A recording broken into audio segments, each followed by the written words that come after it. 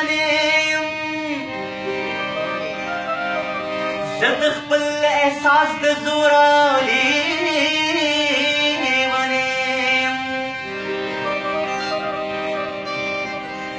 نو تا خو کړه بې ننګي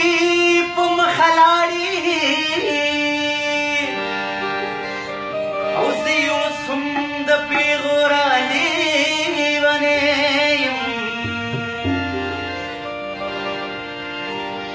او ته ښه سپین مټکې په سر کا دعا غواړه او زه دې غواړم په سر توره لیونی نو هېرولی دې په یو حالت کې نشم یا د عبد د زړه ټکوره لیونی